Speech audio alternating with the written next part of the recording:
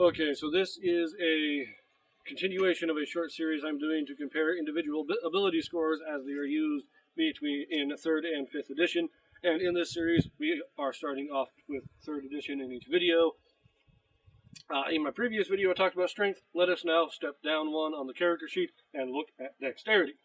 So here we have our explanation from the 3rd edition player's handbook, and then we will start. It adds to your attack with all ranged weapons. This includes thrown weapons as well. If you'll remember in my last video, I mentioned that a thrown weapon adds your strength modifier to damage, but it adds your dexterity modifier to its attack. This includes bows, crossbows, thrown axes, daggers, slings. Anything that is a ranged attack uses dexterity for its attack modifier.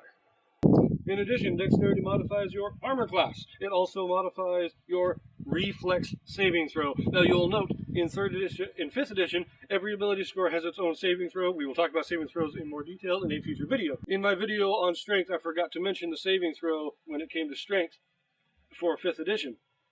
In 3rd edition, strength has no saving throw that it is keyed to, but dexterity does. It is what is called the reflex saving throw, and it is used for any, well, as I say, we'll get into saving throws later. So we have a ranged attacks, armor class, and reflex saving throws. You also have a list of skills that it will modify.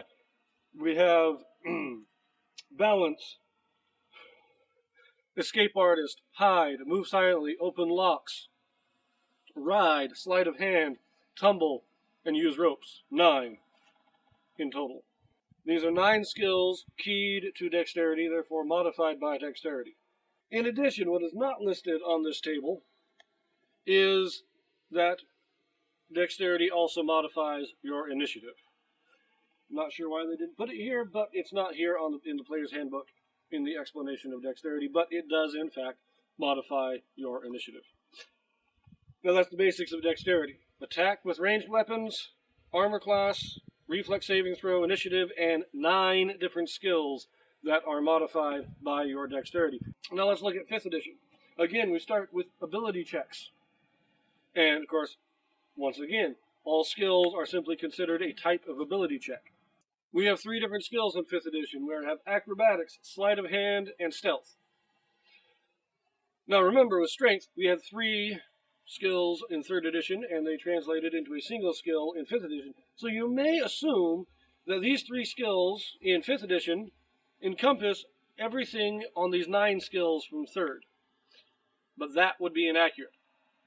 Acrobatics in 5th edition is a combination of balance and tumble in 3rd. And then you have sleight of hand, which we have sleight of hand here. They're the exact same skill. There's no change. There's no combining sleight of hand with other things to make the 5th edition sleight of hand. It's just sleight of hand. Then we have stealth, which is a combination of hide and move silently from 3rd edition. Those 3 skills in 5th edition only cover 5 of the 9 skills in 3rd. The rest of these skills, these other 4 skills, they're all in 5th edition, but they're just considered straight dexterity checks. You don't get proficiency, you don't get a skill proficiency with them. Now, some of them you can get proficiency with. For instance, you'll note the ability score roll, the ability checks that are listed here, controlling a vehicle. You can get proficiency with vehicles, which will allow you to add your proficiency to your dexterity. So it's not a skill check, it's what they call a tool proficiency, which, again, we can deal with in a future video, but you do have the ability there. However, open locks, disable device, those are both can be improved with a proficiency in thieves' tools. Now, there are a couple things like, you'll note, disable device is not on the list in 3rd edition skills that are keyed to dexterity, but it is listed in 5th edition. Disabling a trap is listed here, but it's not here because in 3rd edition, disable device is actually keyed to intelligence, not to dexterity, which we will look at a little bit more when we get to intelligence.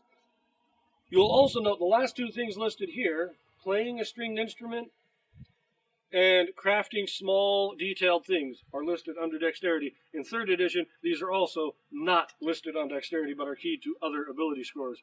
So we have that, but then we also have, in 5th edition, we still have adding to ranged attacks. But you'll note that it also, in 5th edition, it also adds to ranged damage.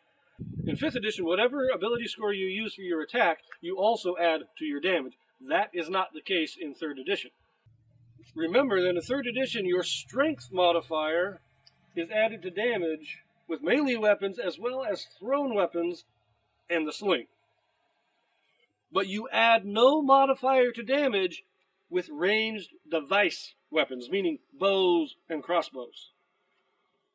You do not get a damage modifier to your ranged attacks in 3rd edition, but you do in 5th, because whatever you add to your attack, you add to your damage in 5th.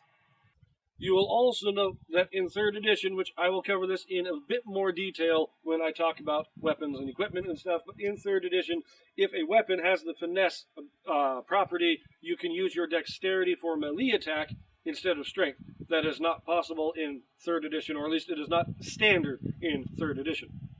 You then also have armor class and initiative in 5th edition like you do in 3rd.